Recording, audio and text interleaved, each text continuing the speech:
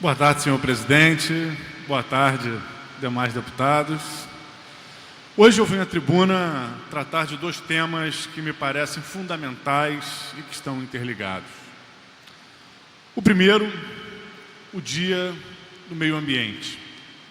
Um dia que poderia ser de comemoração por estarmos num país que ainda hoje guarda uma das maiores extensões de florestas preservadas, mas que infelizmente é, acima de tudo, um dia de luta, porque é um dia em que a gente olha para o cenário do nosso país e o que vê são desmedidos ataques ao meio ambiente e o aprofundamento de um modelo extremamente degradante e destruidor.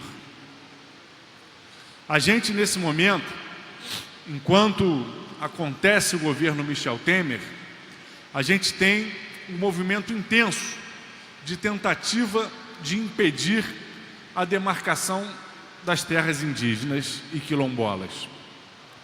A gente sabe que, especialmente as terras indígenas, são áreas fundamentais de preservação ambiental. E a tentativa de dificultar a preservação dessas áreas é, ao mesmo tempo, uma tentativa de exterminar com os povos indígenas no país onde ainda hoje há a maior pluralidade cultural entre indígenas, com mais de 300 línguas sendo faladas, e também de exterminar o meio ambiente.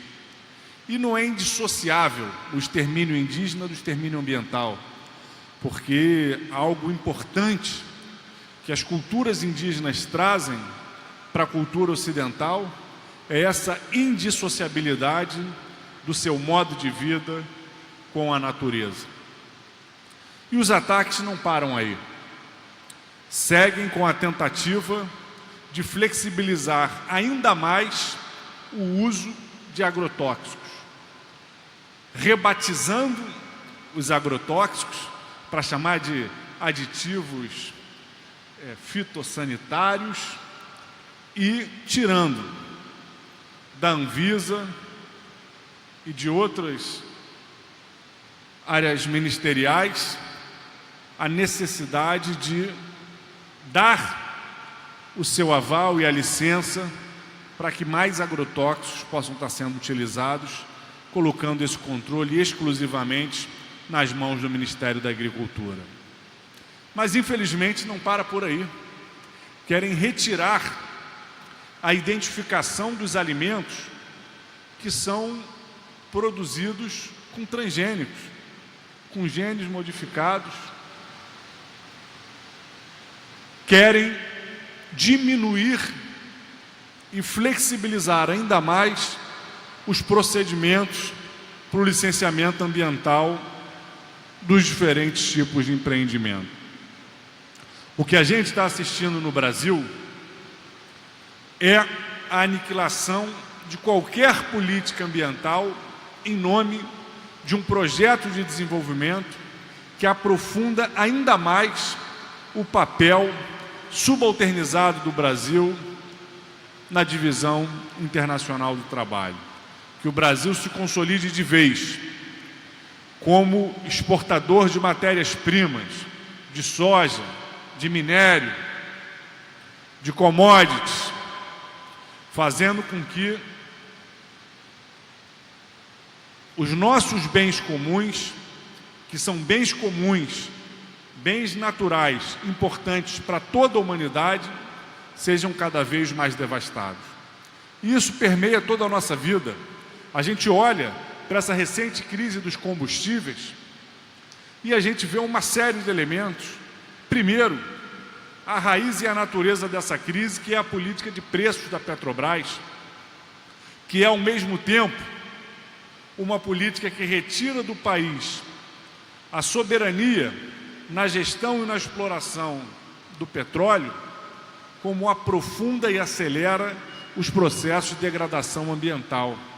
Quando o país perde a capacidade de controlar a exploração do petróleo, quando entrega ao mercado o ritmo dessa exploração, o país perde inclusive a capacidade de conter essa exploração e apostar estrategicamente numa mudança da sua matriz, caminhando cada vez mais para fontes de energia limpas e renováveis.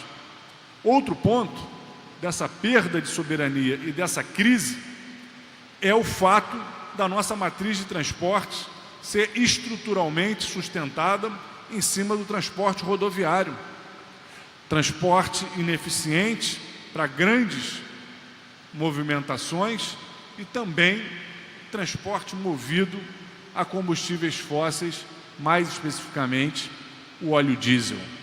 É fundamental que a gente avance para uma política no Brasil que tenha como centro a perspectiva da preservação ambiental, que a gente mude a nossa matriz de transporte, inserindo cada vez mais o transporte ferroviário, transportes limpos, com energias renováveis, que nas grandes cidades a gente aposte no transporte de massa, na bicicleta,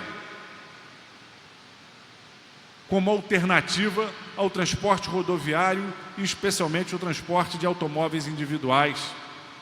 É fundamental que a gente tenha um olhar sobre a Amazônia e sobre os nossos diferentes biomas que tenha como elemento central a preservação. É fundamental que a gente pense a produção de alimentos, a nossa agricultura, tendo como eixo central a produção de alimentos saudáveis, que não leve veneno, que não transmita doenças, que não acabem tendo como uma das suas repercussões o aumento dos índices de câncer tão alto na nossa população agrícola e naquela que lida diretamente nas lavouras. É fundamental que a gente pense um modelo de desenvolvimento onde o enfrentamento às desigualdades e a defesa do meio ambiente sejam eixos estruturantes para o novo modelo civilizacional. E nesse sentido, é fundamental pensar sobre o edital de licitação para o transporte de barcas que acabou de ser liberado pelo governo do Estado. Um edital feito sob medida para quem não quer que o transporte aquaviário, que o transporte de barcas ganhe mais centralidade na região metropolitana do Estado do Rio de Janeiro. Quem deve estar contente hoje com esse edital são as empresas de ônibus do Estado do Rio de Janeiro, que vão continuar tendo no transporte aquaviário uma alternativa limitada, pois o edital não coloca com centralidade a necessidade imperiosa de expansão, de construção de novas linhas. Não coloca como centro a possibilidade da diminuição tarifária, para que o transporte aquaviário possa, de fato, ser uma alternativa mais consolidada com relação ao transporte rodoviário. E cobra uma outorga, que é o centro do edital, mínima de 40 milhões. Um valor irrisório para a outorga de um modal que tem como centro esse valor. Se a gente conseguisse que esse edital tivesse como centro a menor tarifa ou a construção de novas linhas e a outorga fosse secundária, faria sentido uma outorga baixa para viabilizar esses investimentos. Mas o que a gente assiste não é isso. O governo, ao mesmo tempo, exclui do edital a obrigatoriedade de novas linhas e o critério de menor tarifa e coloca uma outorga de valor irrisório. Nós vamos à justiça contra esse edital, porque não temos dúvidas que ele viola o interesse público, viola a potencialidade de transitarmos para uma matriz de transporte mais centrada no transporte de massa e nas alternativas não rodoviaristas.